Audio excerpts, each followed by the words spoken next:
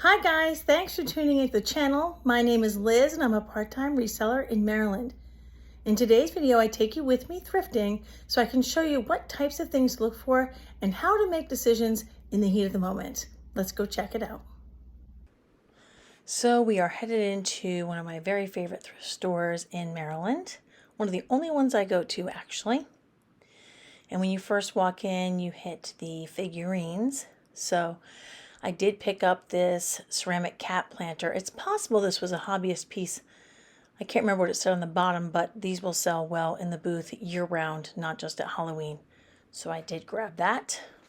It was just a few dollars. It'll probably sell for, I'm going to guess 15 to 22. This was cute. I didn't know that name. Simpson. It had something on it that I wasn't sure I'd be able to remove, and it did not feel super high quality, although it did say made in Taiwan, so that's a clue that it was in fact vintage. And sometimes I just feel like that when I wake up, so I had to show you the expression on that figurine's face. This looks like one of those antique piano babies, but I think it's a more modern remake. It wasn't very finely done in my opinion, so I didn't investigate it. And this was resin. I was hoping it was ceramic. I don't do a lot of resin items. They just don't seem to have enough of a profit for me to do that. And this was really cute, but he was chipped and not a big money maker anyway. I'm trying to be a little bit more cautious so I can pay myself better for my time. So this caught my attention. $2.99. So I wanted to see who it was made by to see if it was worth flipping. And then I got distracted by this sweet vignette, but even though it's global, $14.99, look at the comps. That makes no sense to me. So that did not come home with me. I got completely distracted. This, I think, is also a hobbyist piece. But again, worth probably selling in the booth. It was in really good condition. You can see I'm looking for chips and cracks. So I think it will sell for, I'm going to say like 18 to 22 at the booth. And I was trying to read this. Now I can read it really well right now, but in the store without my glasses on, I couldn't. And I'm wondering if I should have gotten this. Would you have bought that? I guess you have to smash it to get your money out. So now I go back, I come back to my senses. I look more carefully. I used Google to look this up. And I did end up passing on it only because that type of thing doesn't do well for me.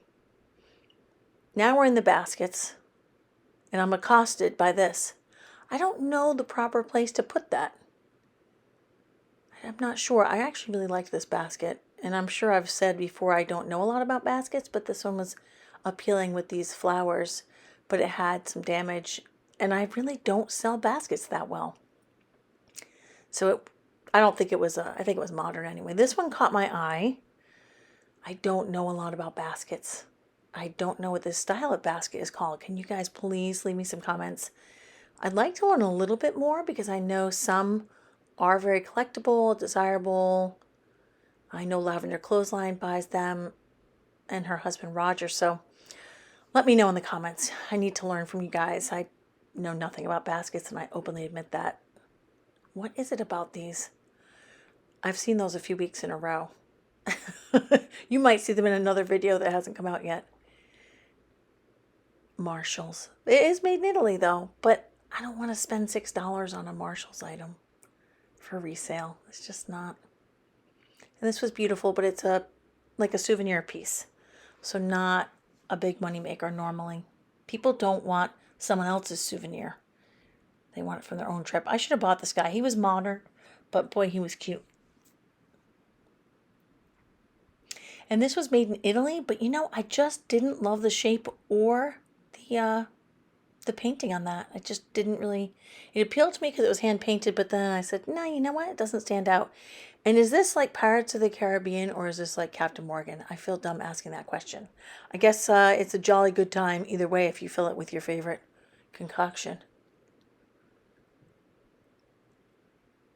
I have not been finding that much in vases at this store for a long time. I don't know if someone loves vases in the back or if people are not donating vases. This was cute. I think this is probably modern, and it is seriously cracked. It sort of looks like an IKEA or Target piece. So, you know, a nice piece if you just need a planter, but not if you're trying to resell something vintage online for a profit. And with the crack, it's really not good for anyone, is it? Clear glass. Doesn't do very well for me, but isn't this adorable? I swear I must have made one of these when I was a kid, this decoupage. Not a moneymaker, right? Someone else's nostalgia doesn't mean that you're going to get a profit. These kind of look like a Pier 1 type item. The candles smelled horrible. And at $3.99 each, no. So here I'm looking for a mark to see if this is Aurifors or Baccarat or Waterford or something. It felt heavy to the hand. It looked nice. I thought it might, but I didn't see a mark and there was only one. So that did not make the cut. Pun intended. Cut glass. I picked this up hoping it was vintage, but it was a repro. Teleflora. It gets you every time. It's like the Chico's curse. This, however, was amazing. This beautiful folk art carved Jesus face. Just beautiful. This was one of those kitschy kind of things that I guess people like. It didn't make the cut. There was like a weird rubber ball stuck in the top. And I couldn't get it out, and I just decided, you know what? The juice isn't worth the squeeze. Is that the phrase? So I often pick up these, you know, things I can put in my booth, stands, displays, and stuff like that. That is not worth a lot. This has some value. The comp I'm putting up is a lower comp. But Fontanini, you want to look for their pieces, especially their nativity sets. So remember that name. Look for that on the bottom of nativity figures. And I thought this was lovely. But I'm pretty sure it was from China and not super valuable. So it didn't make the cut. I don't think it was Murano. This was actually kind of cute. But I thought it was studio pottery, and then I looked at it and I don't think it was. I think it was mass produced. And these bowls, I'm going to come back to them again. Cathay, China, like they looked like quality. They felt like quality. This was a unique milk glass piece. I looked it up. For the price they were asking, I decided I wasn't going to bother. I hadn't seen it often, or I don't remember seeing it all before, so I wanted to look. And I'm not buying any more wooden bowls. Yeah, right. At least not for $7.99. The divided bowls are not doing as well for me, and the wooden ones aren't either. Oh, I'm back to the Cathay. So these are $3.99 each. I know Lavender Clothesline talks about this all the time. Why couldn't they be priced as a set? Maybe they didn't come out together. That's a little steep when you look at the comp. This is for a set of 4, $37.99 for 4. So I didn't really want to pay $9 for 3. And this one surprised me. And I guess I won the game, but I guess you guys weren't playing.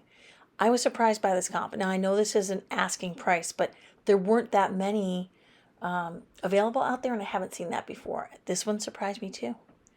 This was signed on the bottom. Nice piece of studio pottery.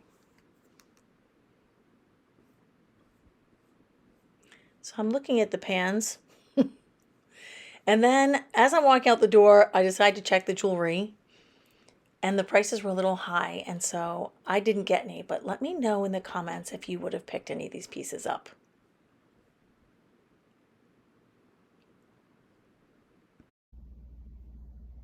Thank you so much for joining me today on another thrifting and shopping adventure. I hope that you guys get to go out there soon and find some treasures of your own to flip for a profit. I always hope that you pay yourself well for your time, and you know that I hope that you never stop searching. I'll see you guys next time.